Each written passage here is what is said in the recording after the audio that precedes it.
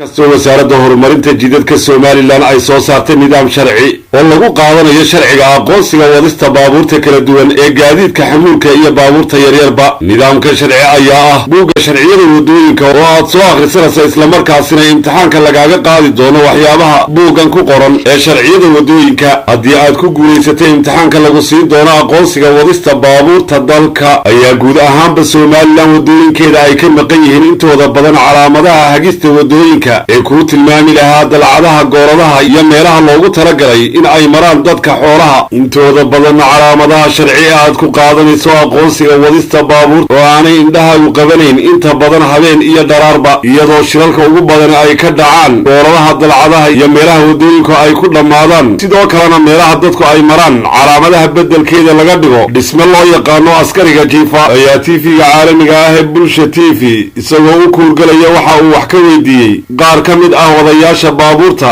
u kala goosho gobolada dalka maxmed waxaan ku weydiiyay liisanka ma leedahay gaadiidka wallahi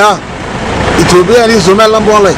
marka waxaad ii sheegtaa wadooyinka calaamadaha lagu maro si fiican ma kala taqaanaa calaamada kale inuu mari jiray weeyeen meelaha khatarta ama dalcadaha ama nasuulada calaamada lagu qortaa ama buuntooyinka meelaha xoolo ka talaabaya meelaha ardaydu ka talaabaya meelna calaamad ma laha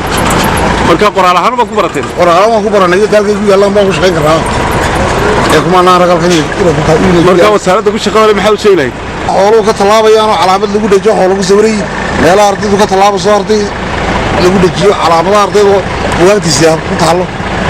isgoysyada meelaha khatarta oo stop kilometer inta lagu socdo lagu nabo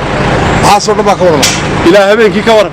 habeenkii tabeelo dhalaalaysa lagu sameeyaa meelaha la doonayo calaamadaha loo sameeyo waxaan ku weydiiyay liisanka ma haysataa marka buugaagta liisanka lagu qaato ma baratay imtixaan laga qaado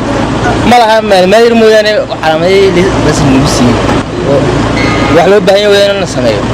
laakiin waa dawladda soo korina waan sameeysan insha Allah gaarayna waad maasanta waxay tabeelo xagga berberada kala tayaad iyo barka saacada tabeelo shirarka maxay ka qaataa wad malna saqeybta shirarka ugu badan wayada shaqaaleeyde waxay wax ku haga halkaas ka laali wagooday yaalka u beero arki weydii kale waxa aanu buuqanay xarunta wasaaradda horumarinta jidadka Somaliland ee gobolka Gabiley halkaasi oo aanu kula kulannay isku duwaha gobolka Gabiley aanu wax ka weydiinay ayaa waxa uu nooga warbixiyay buugaagta sharciga wadooyinka ay bixiyaan iyo jidadka horta marka hore wadooyin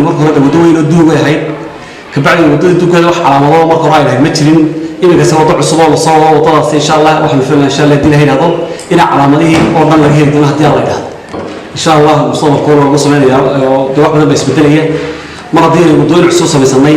oo buugaagtana aan bixino oo calaamadaha laga qaadano darawalada liisamada iyo hado buu akhri doonaan oo calaamadaha ku qoran yihiin ka bacdi marka wadooyinkana waxaan filaynaa insha Allah in wadooyinka calaamadaha lagu sameeyo hadii إن شاء الله وحنا ليه إن بدنا بتيجي بوقتي يبلغني مدة لما كاني قبلها مركاي بروح نمشي لنا إلى مكاني بلغني يلي سمدي وحي ما بحنت الله هذا الله يرهبه حفيز قناة الفري هي مركا صاحب مسؤولين ويشب جديد كه إن دمانته صح هذا صوت تاع بوقتها يبلغنا يلي سمده وعبد السلام محمد بدي بلشتي في